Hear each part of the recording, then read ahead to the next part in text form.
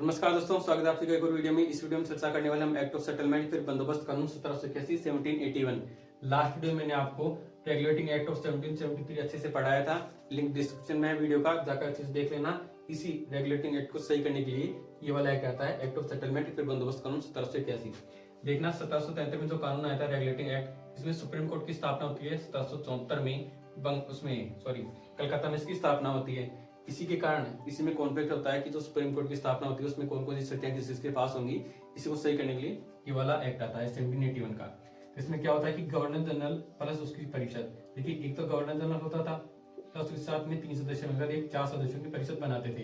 ये 4 सदस्यों की परिषद कोई कानून बनाती थी तो ये होता था कि ये कानून जो बनाया है उसको रजिस्ट्रेशन यानी कि पंजीकरण करवाना होता था सुप्रीम कोर्ट में। मान लीजिए मैं गवर्नर जनरल हूँ, मेरे साथ 3 सदस्य हैं, उन्होंने मिलकर कोई कानून बनाया, अब इसका पंजीकरण यानी कि रजिस्ट्रेशन करवाना होगा सुप्रीम कोर्ट में। अब सुप्रीम कोर्ट का दिमाग खिसक गया, फिर इसने मना कर दिया वो पंजीकरण करवाने से, तो पूरा कानून का कानून जो है धरा का धरा रह गया। तो इसको सही करने के लिए ये किया गया कि गवर्नर जनरल और उसकी परिषद उसी क्षेत्राधिकार से मुक्त कर दिया गया। किसका क्षेत्राधिकार? सुप्रीम कोर्ट अलग है, गवर्नर जनरल उसकी परिषद अब अलग है। देखिए गया कि जो कार्यपालिका और न्यायपालिका है उनकी शक्तियों का बंटवारा कर दिया गया। अब ये हो गया था कि कार्यपालिका की ये कार्य है, न्यायपालिका की ये कार्य है। अब आप अलग अलग कार्य पर अपने अपने काम करेंगे बिना कोई बात, अब कोई वाद विवाद हो ही नहीं, अलग अलग कार्य दोनों को जो है अलग अलग दे दिए गए। तीसरा क्या था कि जो कलकत्ता था उसे अधिकार दे दिया गया कि वो बिहार और उड़ीसा की जो विधि निर्माण है वो कार्य करेगा।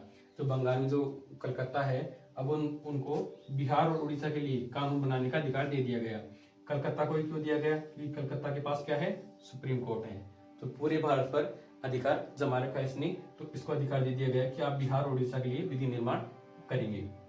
दूसरा क्या था कि जो सुप्रीम कोर्ट था, अब इसको ये कहा गया है कि आप जो है हिंदुओं के फैसले हिंदुओं के कानून के हिसाब से करेंगे, मुस्लिमों के फैसले मुस्लिमों के कानून के हिसाब से करेंगे।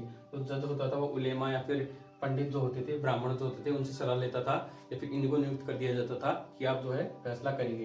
तो हिंदुओं का फैसला हिंदुओं के धार्मिक ग्रंथों के हिसाब से फिर धर्म के हिसाब से होता था, मुस्लिमों का फैसला मुस्लिम धर्म के हिसाब से होता था, ताकि इनमें कोई वाद विवाद ना हो। अभी अभी कंपनी आई है, स्थापित हुई है, तो कोई ज्यादा दिक्कत ना हो भारत में इन्हें। तो दोनों धर्मों में जो है कंपनी ने फैसला किया कि वो हस्तक्षेप नहीं करेंगे।